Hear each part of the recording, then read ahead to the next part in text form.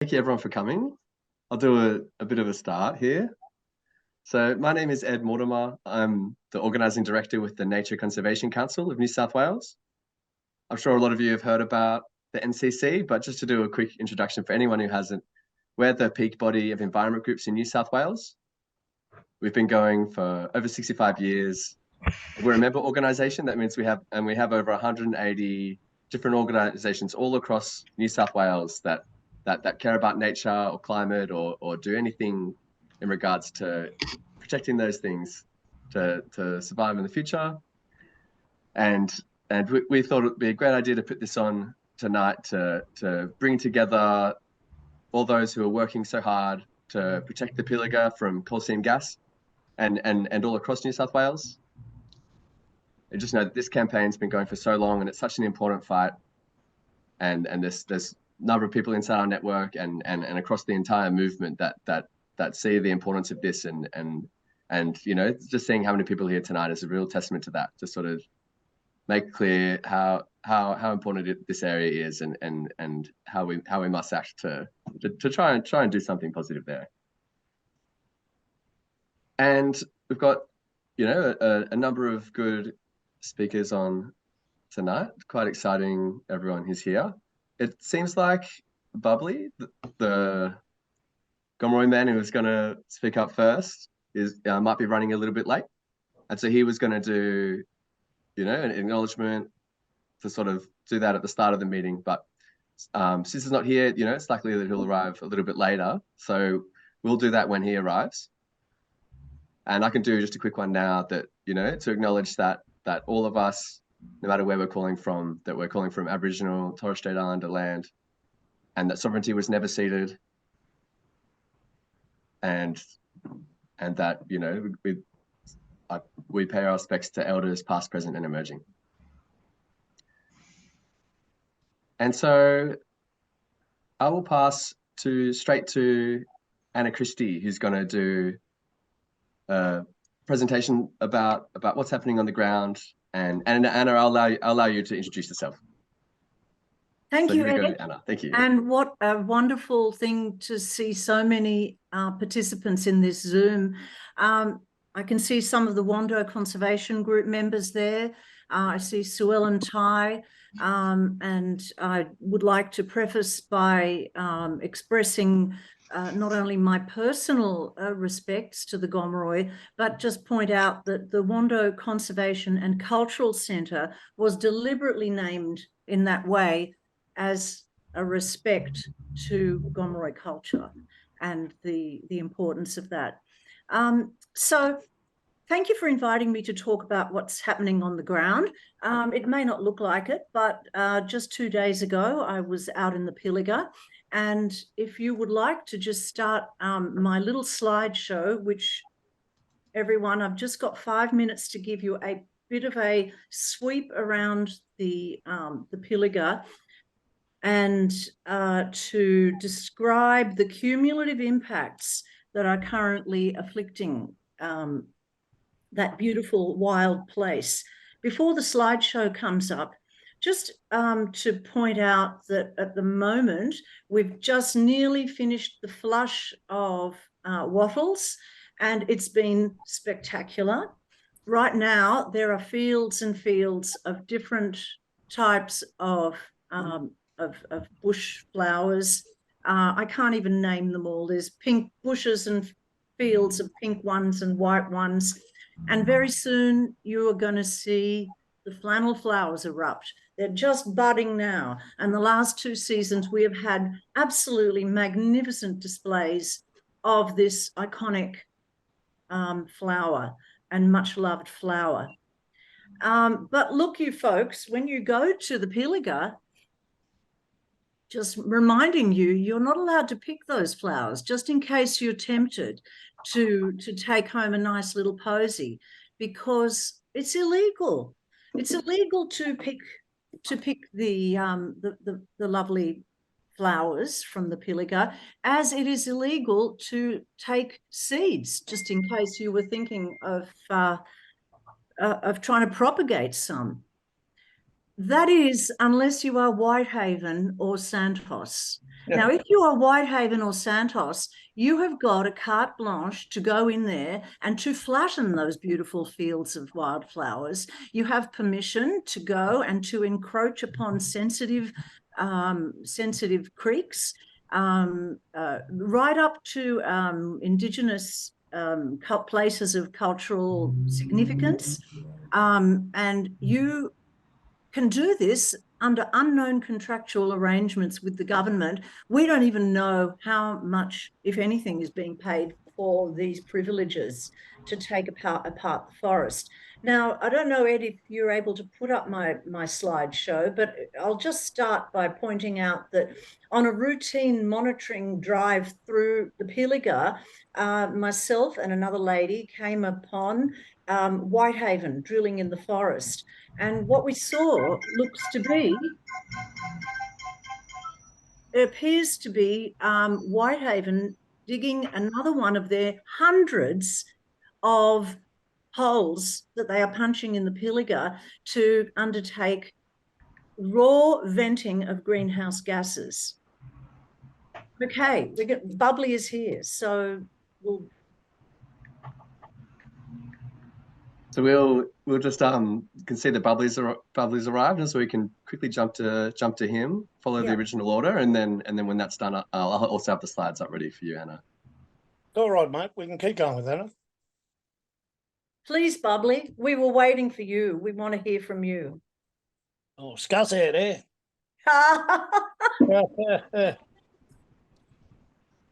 Don't worry, that's a bit of Greek. Friendly Greek expression, in case anyone wants to know. I asked her to be quiet in a very nice way. Well, good evening, everybody. I had trouble with the link, so that's why I couldn't get in, but then I actually went back and RSVP'd and came in that way. Obviously, you know, I acknowledge the lands that I'm on first, on Turrawal lands. Now, I acknowledge all lands across this country through good relationships, you know what I mean, that we can build, you know, so that we can stop government pushed agendas and proponents who come in. So, Bubbly, your internet has been cutting in and out, and we'll just see if that can improve. It looks like it's on red there, and I just thank everyone for the patience in regards to. I think they can just walk away. Can you hear me? Yep. Okay, you're back now. Thank you. Sorry about that. You missed the whole acknowledgement. Can you hear me now? Yeah, we can hear you now. Yep. Oh, excellent. Did you get the acknowledgement, Ed? Only just the very start of it. Well, that's okay. Look, I wanted to acknowledge all blackfellas, as I call them, the Indigenous, First Nations, Aboriginal. I use blackfellas as a term myself. It's more endearing to me to talk to my brothers and sisters that way, you know, and I acknowledge their struggle and, you know, north up over the border, you know, and down, you know, into the Hunter, you know, and, you know, it's worth fighting for, and we acknowledge our allies as well, you know, and we can't do it on our own, you know, being disempowered through dispossession and displacement from our country. You know, it's very hard to find that strength to go on, you know, and I've never stopped. I've always been an activist, you know, from the time I moved to Sydney. You know, my mother and father made sure that we always fought for country, you know, and that could be anybody else's country, you know, and, you know, we wanted land rights so that we could look after our land. You know, that's the most important part, you know. We want to make sure that a sustainable future for every single person that's on this continent with their hands in their back pockets with lots of money, you know, to influence their way of making decisions. You know, we do it on the back and, you know, not too much, but next Thursday we'll have a good presence here in WANDO or Sydney, you know, and it's the building of momentum that will, you know, get up out into the streets, you know, and you know, make our presence felt so that the government know and that we're not going away, no matter what they throw at us. Thanks, Bubbly. Yeah, so last thing we heard was you mentioning the rally that's going to happen next week, and I know that Nick Clyde from Lock the Gate is going to speak a bit more to that later on tonight. And so I'm not sure if you're still talking, Bubbly, so apologies. Then I'm I'll go talking into over after you. if you people from. Well, there you are. Now you're back. Sorry, you cut out again once again. Look, I mentioned September 14, you know, but there was one a few years ago, and sort of everybody came down from Gamilaraay Country, and it was a very powerful action, you know, where, you know, it was, I remember that day, you know, quite vividly, you know, where there were a few thousand people, and we marched down to Prince Alfred Park, and it was probably 30 to 35 degrees. Obviously, people who are, you know, up on Gamilaraay Country are used to that type of weather, you know, but it was a great sense and a great feeling that day, you know, that we had all people from all walks of life come together, you know what I mean, in unity to obviously try to, you know, stop what they were planning back then. I mean, the Santos one's been a sort of long and a multifaceted fight for me as a Gamilaraay fellow, you know. My cousin actually made a video probably about 10 years ago where she's passed on now, so I won't mention her name, but she got on social media and called for men to come home and defend our country. You know, so I heeded that call. I went straight to her house where her and her sister lived, and I had a discussion with them about being stagnant, let's say, and not being as proactive as I could be in regards to defending our country up there. You know, like I was always proactive here in Sydney, but I felt that I had to focus more on home, you know, because that's where my DNA is primarily, in that land there. You know, my bloodlines do come out of the Pilliga, you know, from two parts of my family who are Mackenzies and Doolans, you know, and my bloodlines come from all over Gamilaraay Country. They go up over the border, you know, so my family stretches far and wide on both sides of my family with my mother and father. So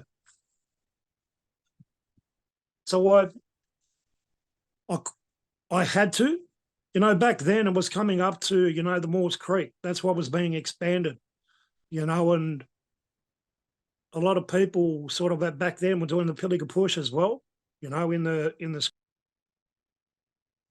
and we were sort of going back and forth back then, you know, over to the lead, you know, and that's a part of the Pilliga. The Gamilaraay Highway just breaks that up, and they gave it another name, but that's still a part of the Pilliga, you know, for Gamilaraay, you know, and sort of myself and Pete Skewthorpe and a few others, you know what I mean, DK Bow, you know, and Paul, you know, their dad, we sort of made sure that we had a presence there to sort of try to inspire other Gamilaraay, you know, men and women to come, you know, but we understand that they live in poverty, and it's very, very hard for them to go out of their daily lives to come and do that. But we had the resources to do it, and my wife's very understanding in that respect, where she will allow me to go and do that, you know, to fight for our daughter's future, you know. So through the relationships that I built with Uncle Dick Talbot and Dolly, you know, and the family there down in Gunnedah, you know, we started the fight against Shanmar as well, you know, and the culture and heritage assessment that we came up with back then, it was airtight, you know. We actually did that, you know, with the farmers down in that area. We had a very good relationship, you know, and sort of obviously when it transpired that the Chinese pulled out, you know, through the relationships that we have built there, I was actually, you know, afforded the opportunity to go on and smoke all of the sites that we had found there that were quite significant to Gamilaraay. And they'd been given permanent protection now by the farmers there, so that they put stuff around so cattle, sheep, or wild pigs, as there are a lot of them now, can't go there, you know, to destroy, you know, grinding grooves or other things that are there. You know, so for me, as I said, it's a multifaceted fight. You know, like back in 2016, they had a native title meeting where I was voted in as an applicant, you know, and one of the first orders of business was to begin a negotiation with Santos, you know, and the one thing after I will tell you, I read people very well. So when you're sitting in a room with someone, you sort of get a full understanding of if they're there genuinely or they're not. After about 4 meetings, I pretty much figured that Santos weren't there for that.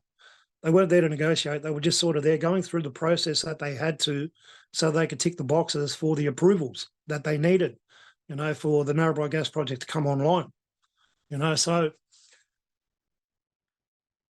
let's fast forward to 2019, you know, and sort of after 3 years of doing that, it sort of went a bit stale, let's say. So in 2021, when everybody was locked down in COVID, you know, or 2020, they actually put in their FATA, the Future Act Determination application, you know, and slipped that in May. And then they sort of forced the Gamilaraay people into a meeting, you know, when chronic disease in Aboriginal communities is terrible. So they wanted us all in the same room, and you sort of go into that room thinking, well, you have to do it, you know, but we voted 162 to 2 against that, against their offer. Now, any person in this room, if you go to a staff meeting or any other meeting and you vote 162 to 2 to something, then it's over. But that's not how native title works. You see, everything is for the proponent. It's not for the Gamilaraay people or any other nation around the country, you know. So we put all our eggs in one basket because it was, you either take the deal or you get nothing. And as applicants, we were saying to people that there is no price on culture and heritage or Gamilaraay land. So we said no. You know, so then the judge, you know, he went with them. You know, he said, no, I'm going to go with Santos. So they've appealed that and it's in the court now, you know, and so I don't become disillusioned by that, you know, because if my parents always said, stuff ain't going to be easy, you know what I mean? But you can't give up. It's as simple as that, you know. I mean, they didn't bring me, you know, 750 kilometres from Narrabri to Sydney, you know what I mean, for an education, you know, to give up when stuff got hard. You know, and sort of, I remember, I'll give you just a little example of, let's say when Tongans and Samoans first came to Australia, and they were very big, obviously they still are. You know, and a lot of the kids' parents were there saying, I want to see his birth certificate. My mother used to say, don't worry about the birth certificate, he can't run without his legs. So go out there and tackle him. You know, that was the attitude that we had about life. You know, it didn't matter whether a fight was too big or a person was.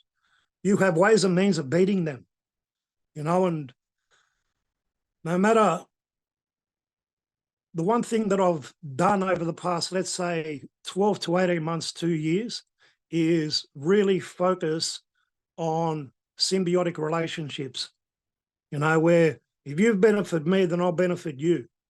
But if there's bad spirit or bad energy, then I will disengage. And that's the one thing that I've done, let's say with George before Nick, and Nick now, Anna, Ed, you know, where people who I know that are genuine, that really want, you know, Santos out of there where we can do something, where we can stop them, you know, then that's how I'm willing to do that work. You know, I've got 6 kids here at home, I've got a job and everything else, but the most important part of that, my existence, is Gamilaraay Country. You see, because that's where I come from. That's where I'm going to go back to when I leave this place, you know. So I thought the other week, well, not the other week, I would say a few months back when Nick approached me about, you know, this big rally, and I thought it was a great idea, you know, because unity is something that the government are very scared of. You know, if you look around now in society and stuff like that, there's a lot of hate and anger going around, you know, over issues and stuff. But while all of that's happening, all that noise, they're still destroying country everywhere. You know, Tanya Plibersek is still approving gas and coal everywhere. You know, so they're still doing this stuff while they're distracting people with other stuff. Whereas for us, as people who are in and around the space of land protection, then we have to stay focused on that job and the outcomes that we want and need for everybody's future.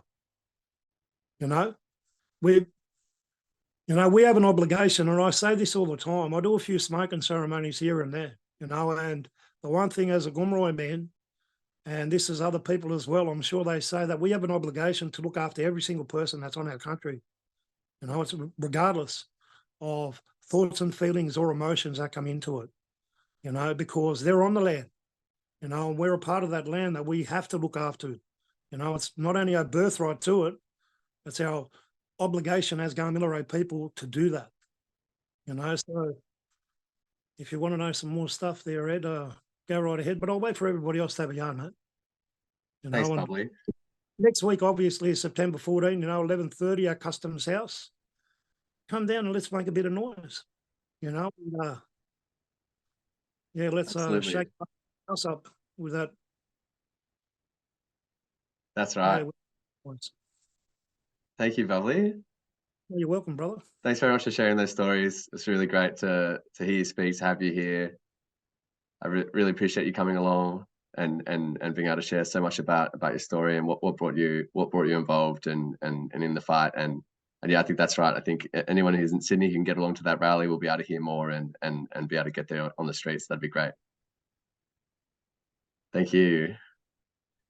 All right, and so thanks everyone for bearing with the sort of technical issues here with that. And I'd just like to pass quickly back to Anna, and I've got the slides ready for you. Here you go, Anna. Thank you, Ed. Thank you, Bubbly. Everyone, this is the face of leadership in this campaign. And what I'm doing is being of service to the Gomeroi, to the Pilliga, in the way that we are monitoring and attempting to maintain truthfulness and true reporting of what is going on the ground. So I just prepared a few short slides. My first slide here, this is Bohena Creek. Now, Bohena Creek is it's an ephemeral, wide, sandy creek that runs down the middle, north-south, through the Pilliga. And this creek is under imminent threat. The gas activities are very, very close. And just before we proceed with my slides, I just want to make this point. You will hear people say that the Pilliga will be saved if the Liverpool Plains gas field does not go ahead. This is not correct. We've already seen Shenhua, we saw BHP go away. These campaigns may be small obstacles for Santos. The shutting down of the Liverpool Plains will not actually save the Pilliga because the threat is so imminent. And we need to realise that what Santos is doing is very largely performative in nature. This is not a productive gas field. It's quite well known that this gas field has a very low quality of methane. And this is one of the reasons why they just have picked spots here, there, and everywhere where they're going to punch holes and look like they're busy, because essentially they are a Ponzi industry. They just simply look busy to keep harvesting investment to just perpetuate themselves. So moving along now, I just wanted to tell you about a scene from 2 days ago in the Pilliga, which I managed to get a video driving along. And, you stop to have a look at a flock of black glossy cockatoos or something. Suddenly you hear this uproarious noise and you realize there's a drilling rig very close by. I've got a video of it. I nearly trod on a black snake trying to get this video. So it's not without its risks, this kind of monitoring of the forest. Ed, are you able to progress to the next slide? And that little video that I managed to take, this is a picture taken very close to Scratch Road, and it's a picture of Whitehaven Coal, not Santos. This is Whitehaven busily punching another hole, one of many hundreds that they have already done and that they will continue to do, because they are planning massive expansion of the Narrabri underground mine. And these notorious venting holes are what has been the subject of legal cases. The reason that they vent direct to the atmosphere is because the gas is mainly carbon dioxide and they cannot use it beneficially. They can't pipe it. They can't burn it. And so what do? They just pump it straight out into the atmosphere. And believe it or not, as I've put in the notes here, when Santos issued a scoping paper for the Narrabri lateral pipeline, they didn't even mention this massive project that is on their doorstep, literally right next door to their own tenures. The next one that I've just shown in the next slide is to give you a bit of an idea of what we're looking at. So the blue, if you look on the left-hand side, that blue place mark, that is where this latest drilling rig was seen. This array of clearing, when we first became aware of this, which was pretty much through going through open gates in Scratch Road, where they thought no one would gain access, people were going, what is Santos doing over there? And it was only then that people realized that this is not Santos, this is Whitehaven. And that's when the true enormity dawned on people, and we started to become aware of the surface footprint of this underground mine, which it was way beyond any other underground mine, I believe. It's certainly in New South Wales. I would like to just show this video because we're not just talking about gases coming out. Please, if you could show this video, this goes to show you the disgusting other stuff that comes up when they start to. This was taken in 2017. Would you show can you play the audio? Okay, maybe not.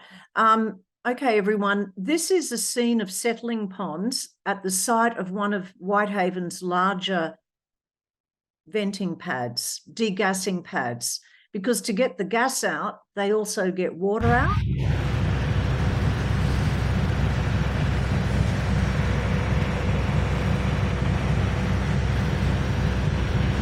Yes, the gas from the Pilliga.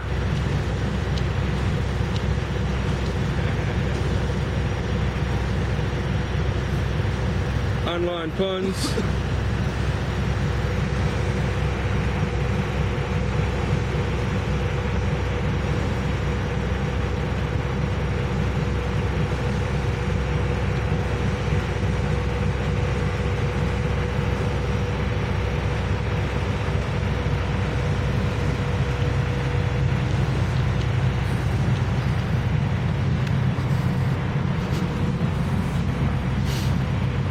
Thank you, Ed.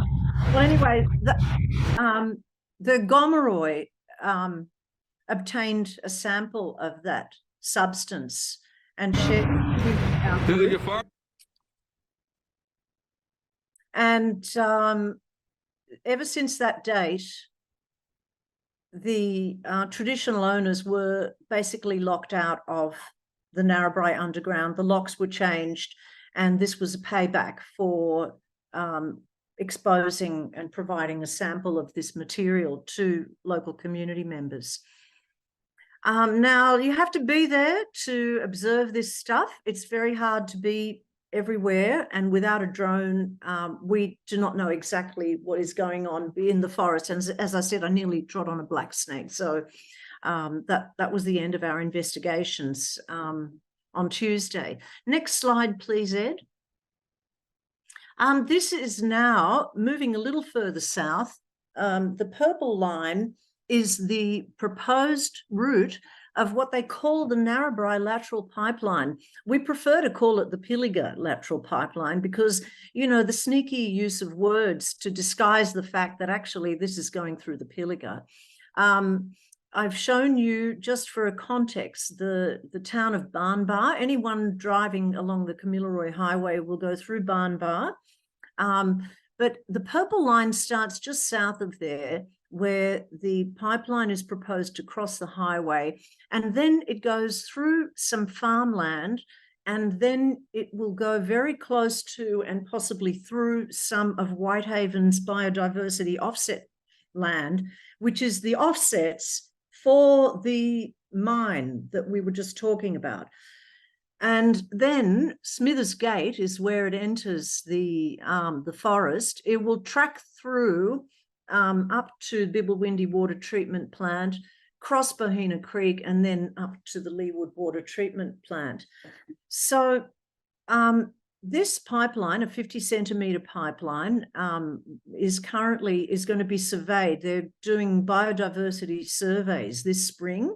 So any month now, there will be ecologists there trying to finesse the route for this. Now, really now is not the time to go into a deep dive about the ecology of the area and just to point out the sneaky way that they can use mapping to sort of salami slice the forest so that they can look like they're not going to harm anything significant. But that pipeline is said to join with the Hunter gas pipeline. Now, really, this pipeline is the thing that we really need to stop. And we had a terrific event planned. Unfortunately, it did clash with the rally, and it's quite a big challenge to have, but we're hoping to reschedule it. And for those who didn't know, we were planning a weekend of walking and overnight camping in the Pilliga, following the route of this gas pipeline, which we were hoping to bring attention and publicity to this, which really Santos would really very much like to keep under the radar as the kind of just really a bit of an offshoot of the Hunter gas pipeline. It's not really going to affect much. It's, you know, and we don't want that to happen. Thank you, Ed.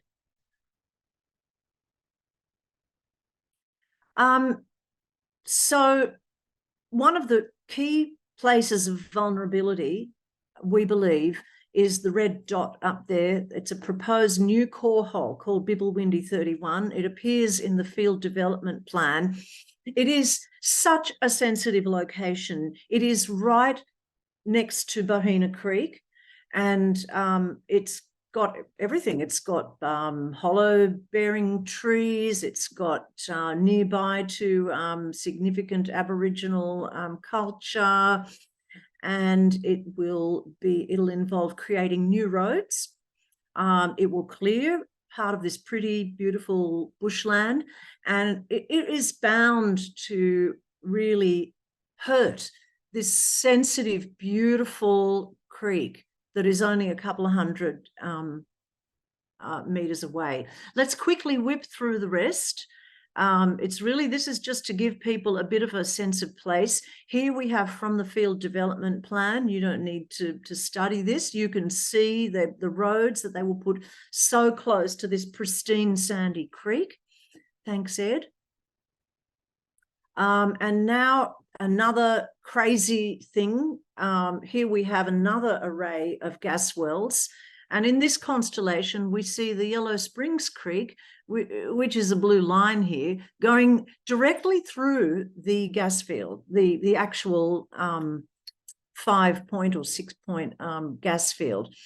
And again, we can't have a deep dive here, but there's a lot of double speak that goes on within the Aboriginal Cultural Heritage Management Plan, the way that it speaks to the field development plan to conceal knowledge. This is the name of the game, is to conceal knowledge from all of us. And our role is to expose the knowledge and the lies.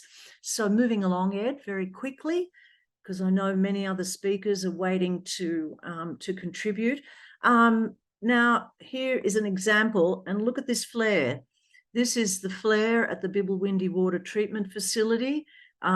It's a short video. I don't blame you if you don't have if we don't have time to show it, but massive flare. Santos have refused requests from the RFS not to flare on catastrophic fire days.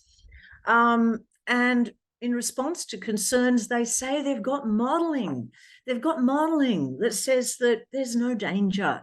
There's no danger of in a high wind, of leaves blowing on it and so forth. So that was really just a quick whip around the Pilliga.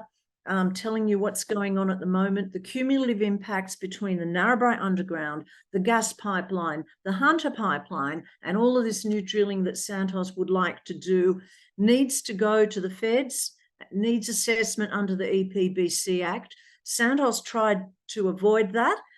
We know about it, and we must make sure that they're held to it. Thank you. Thank you very much, Anna, for that detailed look about what's happening on the ground right now and all those really important updates. So next I'm going to pass to Danica Leys, the CEO of the Country Women's Association. Have we got you there? Perfect. Thanks, Danica. Hi, everybody.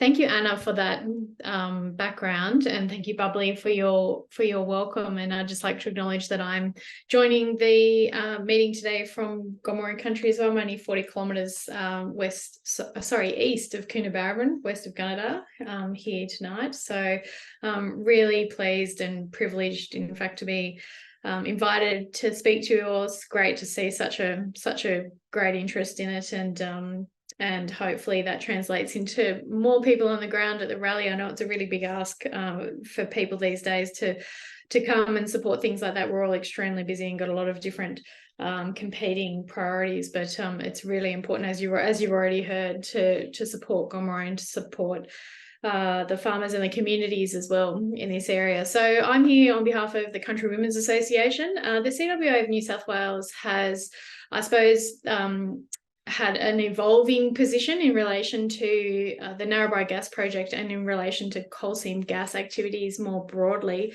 over the years. And Anna, in fact, has been a part of that sort of evolution over time as a member of the Maules Creek branch. And I think it's probably fair to say, so if we look back, and if we're talking about rallies, we did have a rally in 2012, and that was a really, really big rally. And that was that involved Lock the Gate, CWA, New South Wales farmers, and a number of other different groups at that time. And at that time, that was in response to the incoming coalition government having made a series of promises in relation to the protection of particularly agricultural land, but also environmental and other land more broadly, that actually didn't come to pass. So the community galvanised and got together a huge protest in Sydney, which some of you on the line may have been involved in at the time.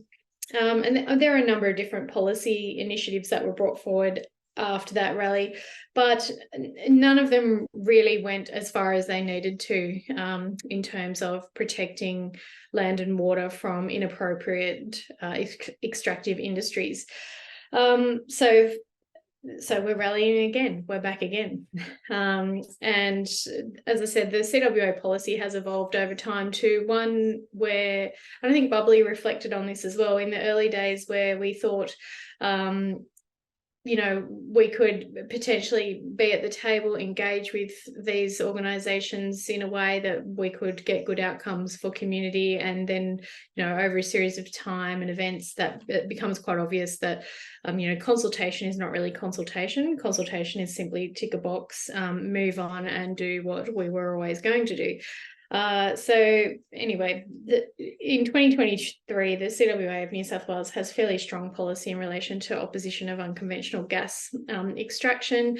We also have some policy in relation to adoption of renewables and just transition, which has been brought by our members. It's not something that I or the president or any other person within the senior ranks of the Country Women's Association decides is our policy. It's actually from our members on the ground.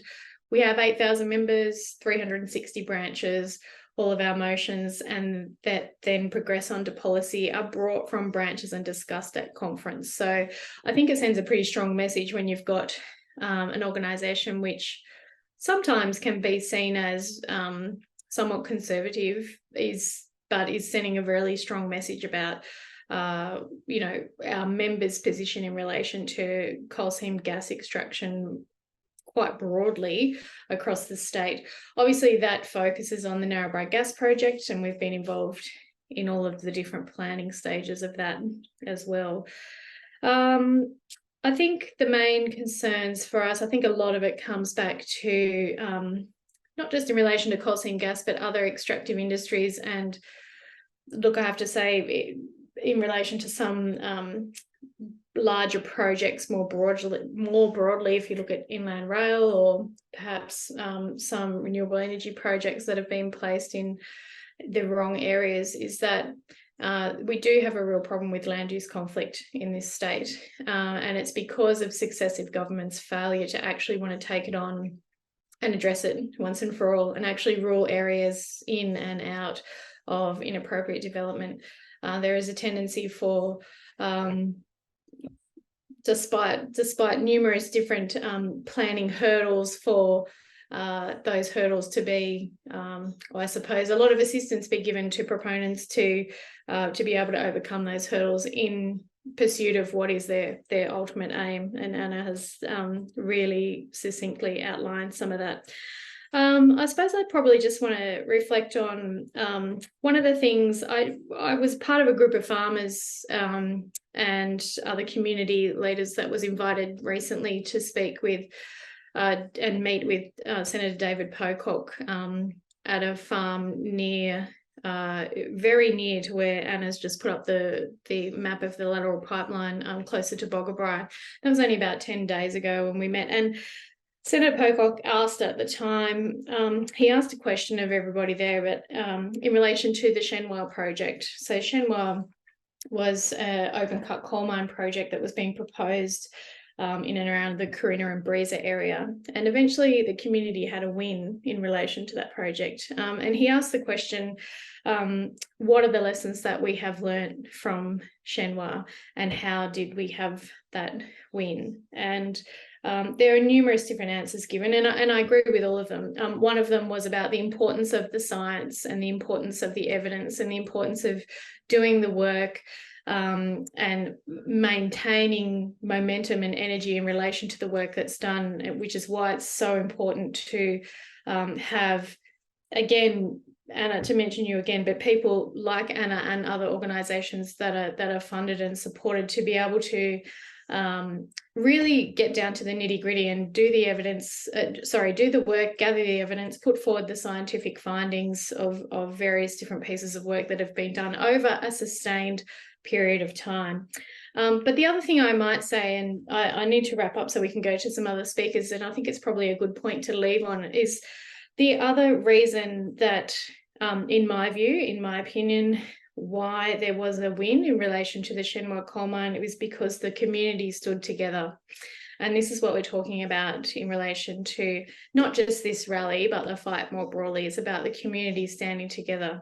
The rally coming up, we've got the Country Women's Association, New South Wales Farmers, Unions New South Wales, Gomeroi, Lock the Gate, and a number of different ancillary organisations that are attached to all of those, who are all coming together with one message on this issue. They are a broad cross-section of organisations that, on lots of other different topics, they might actually have a difference of opinion, but on this topic, we all stand as one, and I think that's really important to keep in mind as we go forward into next week. So, thank you very much, Ed. Thanks so much, Danica. That was really great. Thanks so much for sharing those stories, and to end on a great note like that, like how to win Shenhua. What a good lesson to learn from there. That hopefully can really guide us with this one. And so I'll quickly pass over to Steve Magann, who's the Northern New South Wales organiser for the Electrical Trades Union. And if there's anything else you want to say, Steve, to introduce yourself, go right ahead. Thank you. Yeah, thanks, Ed. And yeah, thanks for the opportunity to have a chat. I'm not going to take as much time as Anna and Danica. Yeah, it was valuable information, and Bubbly, I really appreciated and enjoyed what you put out there too. So I'm going to talk on and around the union and the way the union's involved. So the Pilliga Narrabri gas project is morally and environmentally a terrible decision for the regions. Many unions, including the ETU, have supported the Gomeroi people in their fight against Santos. Until Santos respect the wishes of First Nations peoples, the ETU will continue to stand in solidarity with the Gomeroi peoples. The disgraceful decision by the Native Title Tribunal to support Santos, arguing economic benefits from CSG, outweigh Gomerai's concerns about destruction of country and cultural rights should send alarm bells to every fair-minded Australian. This is union business. Every day union support members being treated badly in workplaces by bad bosses. Every day union support members that have conditions changed without proper consultation. This is why the ETU supports and will continue to support the Gomeroi people. Environmentally, the mining of gas in the Pilliga is a terrible idea. How can the state and Fed governments support Santos with this project? It's a huge gamble, risking the contamination of the Great Artesian Basin. This is a pristine area with significant importance to every living thing in the region. It has major ramifications to all peoples who live in the beautiful region. It will also put considerable pressure on the prime farming lands. The ETU pledges to continue its support for the Gomeroi people against Santos. Thanks for your time. Thank you very much, Steve. That's a great statement, and it's really great to have the ETU such strong support, as well as support from a number of other unions, including Unions New South Wales, the rep there. And so to quickly chuck straight to Nick Clyde from Lock the Gate. Nick Clyde is the New South Wales, what is it, coordinator for Lock the Gate? Yeah, that's right. Thank you. Right to you, Nick. Thanks, Ed. Yeah, so Ed just shout out to all of you guys, NCC, for having this webinar. I think we want to wrap up pretty soon, so I'll try and scoot through these fairly quickly. But shout out to Bubbly. I'm on Gadigal land, the Gomeroi mob opposing Narrabri, and to all of the other groups we're working with on the rally, Danica and Steve in the union movement, people like Anna on the ground. So it is an awesome community effort. So Ed just asked me to sort of have a quick conversation about the kind of big picture for gas and the politics and a little bit of where we're up to with the Narrabri project. I'll try and speed it up. So, big picture, obviously gas is a fossil fuel, the planet's getting hotter. We all know that on this call. Big picture politics, we all know that there's serious momentum in Australia in various jurisdictions to get off gas. Great report from the Grattan Institute very recently, and we can't meet the goals of the Paris Agreement and continue to open new gas fields and keep burning gas. So we know that as well. So here's this great headline when the Grattan Institute brought their report out: the states must set a deadline to exit gas. So you wouldn't know that here in New South Wales. This slide is from Grattan's report as well, and I won't talk to it in detail, but it's interesting to me because it demonstrates that every year that AEMO forecasts how much gas we're going to use over the next 20 years, basically every time they run the exercise, the forecast drops downward. And it's dropped by a third already in only just the last, 4 or 5 years or so. So gas demand is declining. It has to decline to get to net zero. That's just the brutal reality. It's also has to decline because it's better for our health and bank balances if it does. So the politics. There's David Pocock recently saying the gas industry has too much of a say in Australian politics. I think we'd probably all agree with that. Although they are being challenged, and there's a slide of a story of the gas industry being taken to task by the Ad Standards Commission about bogus claims that their product is cleaner and greener. So they are being challenged. And I wanted to just give a shout out to the ACT government, Greens Labor government there. They've got a plan to completely stop using gas in the entire ACT economy between now and 2045. In Victoria, the minister down there, Lily D'Ambrosio, she convened an expert panel under their climate legislation. That expert panel, led by Martine Wilder, very eminent character, and 2 other experts, said, Victoria, you're the biggest user of gas in Australia. You guys have got to significantly step up your ambition, urgency, and scope of actions to enable natural gas to be largely phased out of the Victorian economy by 2035. So that was the government's own panel advising them on the job ahead. Danica, Bubbly, Anna, we've and Steve have set this up, so I won't speak to these slides in particular, other than to say, obviously community opposition is very staunch and continues to grow, led by Gomeroi people. The union movement, amazing job. getting behind this campaign, and I was with some of the unions meeting Penny Sharp yesterday at 52 Martin Place. There's the Mighty Nurses and Midwives recently, last month in outside Santos's office in Narrabri. The health community, to who of the health community in Victoria and here in New South Wales who's opposing the use of gas in homes. So basically anyone who's credible in the health space doesn't think it's a good idea to burn gas in homes. Danica's on this call. Country Women's Association opposed. New South Wales farmers opposed. And there's some farmers making their concerns very visible up on the Liverpool plains recently. Hey, Nick, we're still seeing the same photo of the BHP. Oh, Ed, you waited till now to tell me, fella. Sorry. Okay, well, that doesn't make any sense at all as a prezzo. So let me just, I tell you what, I'm going to speed this up.